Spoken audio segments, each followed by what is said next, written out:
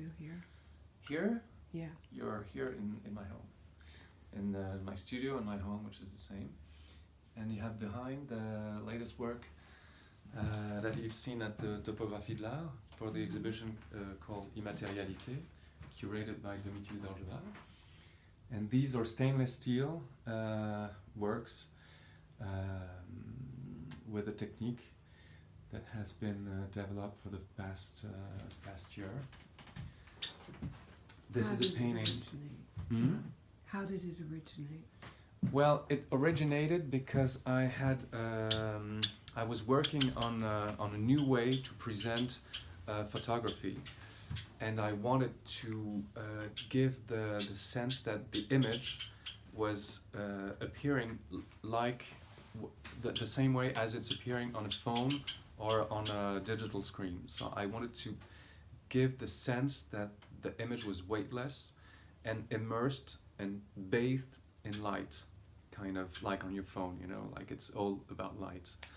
And also I had acquired like this icon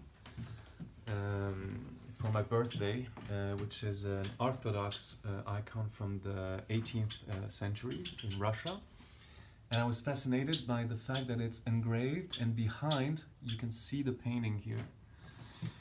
And I just wanted to, I've been, you know, looking at this object for so long, and I wanted to bring back, to synthesize the idea of this object into one single dimension, like the digital dimension, which is one dimension, like the dimension of your phone. And so by making a lot of research, I finally found this technique with stainless steel and ultraviolet print to like have this idea of the metal that protects the painting and the painting, which hard to see here. Yeah, you have to like turn around a little bit, like that. Look at with the sun. Now the sun is coming. Very good. Yeah.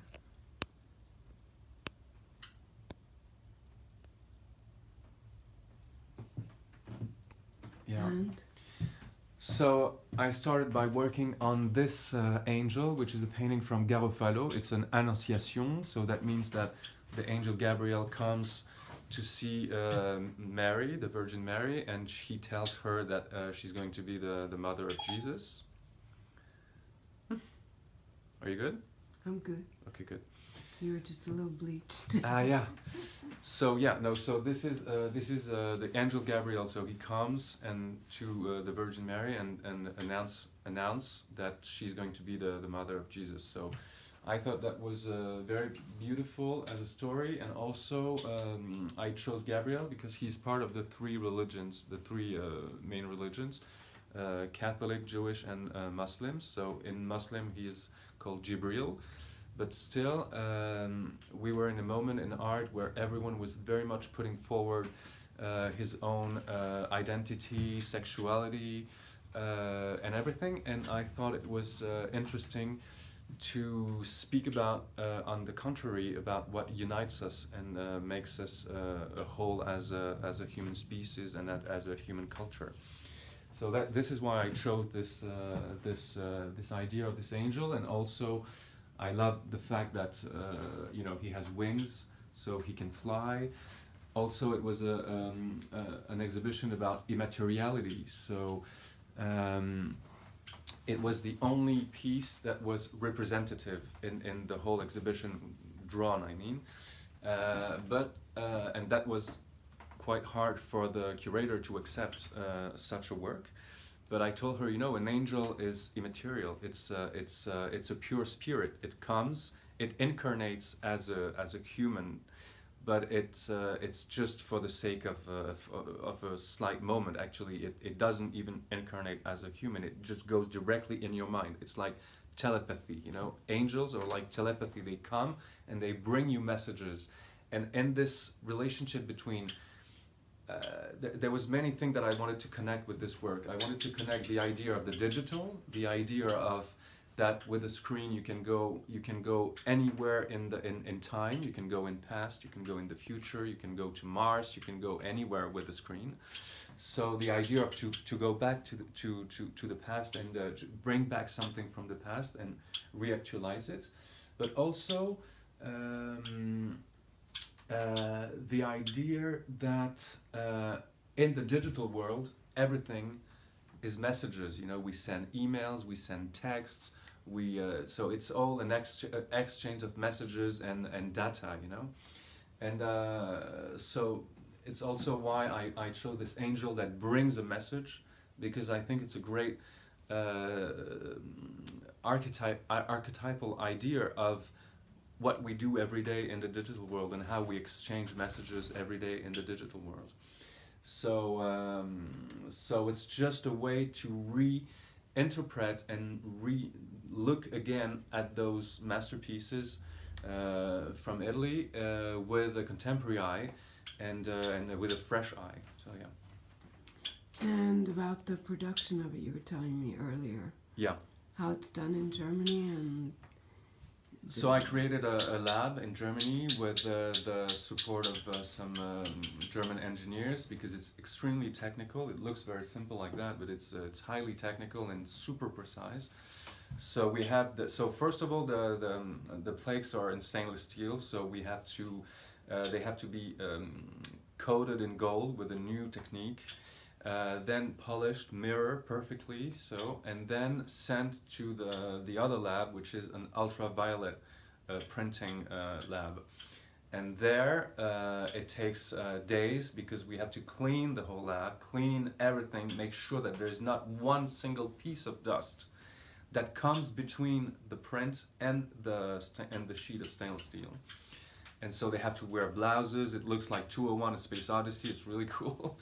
And yeah, and then they print, you know, and then we have this amazing effect where actually you're totally immersed in the painting or in the image, and yeah, it's like an immersive painting. Or it's not, you're not exterior to the work like you are usually with a painting or a photography, where you always look at it from the outside.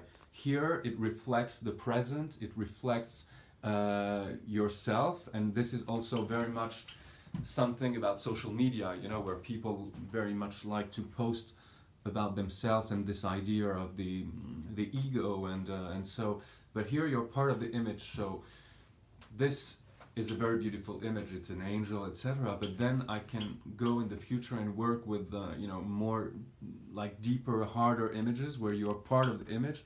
And I believe that the experience of the image will be very, very, very different than from you know, just a beautiful angel image. Yeah. And the first one you showed me over here. Yes. Tell me the story about this. Yeah, this one exactly. So this was the photography I was working on originally, and try to have the idea that it was appearing on a digital screen, and these were the first prototypes. Here we were testing everything, and so this one I made it in as a very, very large piece, which is 2 meters by 1, gold stainless steel with the ultraviolet print in the center, and it's for a private collector, and it's quite stunning. And this is the card of the exhibition you came to, and you remember you did the whole interview for that show at the Imperial Palace. So yeah, and this was the title of the show, Immatérialité. And have you ever been visited by angels? Well, I have a bird, which is the closest idea of the angel that we can get. Where is the bird? Yeah, well, you know, I think as an artist you receive messages and you don't really know where they come from, and you just have to trust them. It's about trusting messages that you receive, like you're like an antenna, and you receive messages, you don't know where they come from.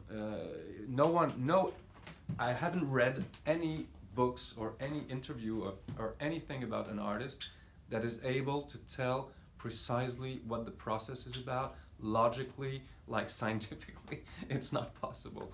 It's not. It's like science has no reach here. It's about something else. It's about higher dimensions.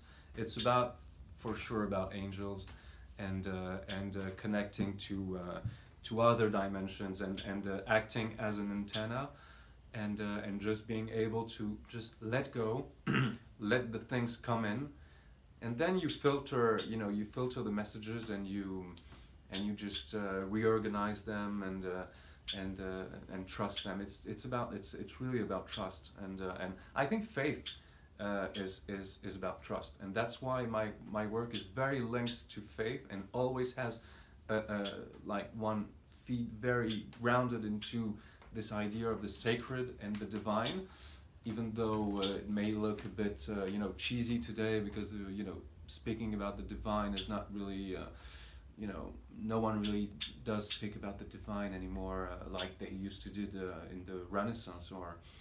But I think it's important. Reality is not just made of stones and hard things. Reality is made of things that we don't understand, about the material, about electrons, atoms, energy. So we cannot just be stubborn and just think that everything is solid, and there is more dimensions to what we see, and this is what I'm trying to express. Yeah. Thank you.